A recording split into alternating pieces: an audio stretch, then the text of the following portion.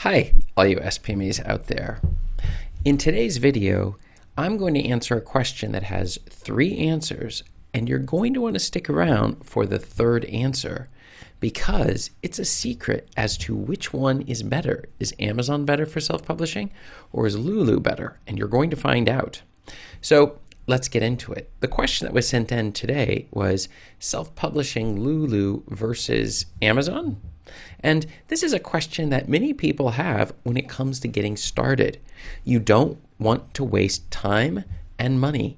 There is nothing worse than feeling the pain of knowing you've spent hundreds of hours producing a book, putting it onto a platform that was completely wrong for your book, and seeing no sales whatsoever. And this happens all too often because people either don't optimize their book, they don't market their book, but also maybe they choose the wrong platform to put their book out there in the first place. And that is exactly what we are going to answer today in order to avoid the pain of making this one mistake. So, where to start? This is Chris Baird from selfpublishingmadeeasynow.com. Hit the subscribe button if you'd like for me to make more videos like this one. And check out in my description, grab a copy of my absolutely free self-publishing checklist with the 7 key steps in order to make sure your books are both being produced quickly and are making sales. So let's hit my story for a bit. When I first got started self-publishing, I wanted to maximize sales, and I needed to figure out where exactly should I put my books. And so after asking a lot of people, they commented that the largest market in the world of buyers who are looking for specifically books, so the buyer's intent is to buy books, was Amazon. They have tons and tons of buyers. It's one of the largest search engines on earth. I think it comes in as either number 3 after Google and YouTube. But whatever the case is, it's definitely in the top 5 of all search engines on the entire internet. And these people are specifically looking for books. So what better place than to put your books exactly on that platform? And so I did. I put my books out there, but there was one big problem with Amazon. It was that they do not do hardback books. But who cares? I mean, anybody who wants a hardback book, they can just get a softback book instead. I had ebooks, and I had paperback books, and I had audiobooks. I mean, that is really their problem, isn't it?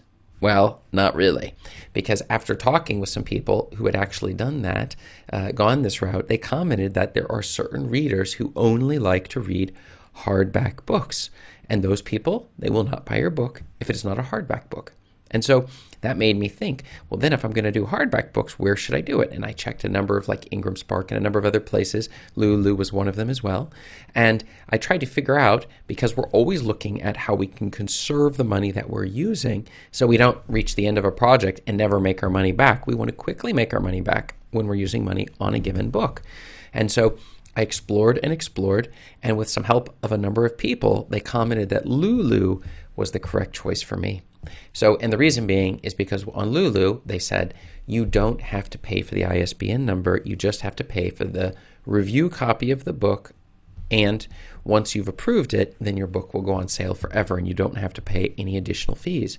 And so I chose to go with that cheapest option, which was Lulu, and I've never really looked back because on a monthly basis, I'm making sales on my hardback books. Now, these people, of course, could choose to buy my paperback books that I produce on Amazon, but in the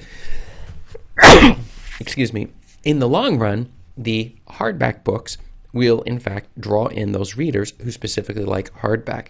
And it could be the difference between buying your book or them buying your competitors, and the feeling associated with knowing you're losing sales because you don't have the right types of book on the market. That is a terrible feeling, as opposed to that on the alternative, the feeling of knowing your books are selling and your competitors' books are not selling because they have them in the wrong formats. I can't tell you how many times I enjoy reading Kindle books and listening to audiobooks, but if only they have paper books available, I'm not going to buy the book. It's just that simple. So I'm special in that sense, but there are many millions of people like me, and there's millions of people who only like hardback books. And that was a key lesson that I learned, which is give your audience what they want and make it easy for them to do business with you, to buy your books and to get the content you want to share with the world out. And that's something that I wouldn't suggest, though, jumping on all of them at the same time, but breaking it down and keeping things simple like we do at this site here. So here's the answers. So on Amazon, it's perfect to do your Kindle books, your paperbacks, and your audiobooks. If you're looking to do hardbacks, then Lulu is the place to go. You simply have to pay for a proof to verify that your book is looking good, and that once you've approved it, then they will put your book out there and it will stay there forever and be making sales for you. So you'll get your money back on the proof. Assuming your book is optimized, that won't be a problem. And then from that point on, we can just watch the sales rolling in and the money coming into your bank account from those hardback books. So the secret answer of the day, though, for number 3, it's that you should do both. You should not do one or the other. So which one is the correct choice? They are both the right choice. But one of the warnings I give over and over again to my students, it is that you never want to do everything at the same time. If you don't have your Kindle book process down yet, well, then stop everything and start doing your Kindle books. If you don't have the paperbacks, then do your paperbacks on Amazon. And then once your Kindle's done, you can also then get a narrator and get your audiobook version done. But assuming we have all 3 of these items in place for your book, now we're ready to move on to the next phase, and that would be your hardback book on Lulu. A couple other ones would be putting your EPUB versions of your ebooks on Smashwords to get it widely distributed, and then also additional paperbacks on Ingram Spark, and perhaps even getting your EPUB on their site as well, so that we're trying to make our books everywhere. So when people do searches, it just keeps coming up all over the place. They can't go anywhere without hitting our books. So that's one of the key strategies, but don't hit them all at once. And so the question of which is better, well, in one sense, I would say Amazon is better just because that's where you should start, but you should not stop at Amazon. You want to make sure your revenue and the money is coming from different websites through a whole series of different routes and different channels and different formats, so that if Amazon were to ever freeze your account, which they do to people on a semi-regular basis, that it would not hit you too hard. You would have your books on other locations. And so that's a key issue that you're definitely going to want to keep in mind. So have you published on Lulu or Amazon, or maybe both? If you've published on Lulu, write Lulu down below. If Amazon, write the word Amazon in the comments. And if you've done it on both sites, then write the word both. That would really help me out. So just do me a favor on that. And check up above me here for more video answers to your self-publishing questions. Thanks.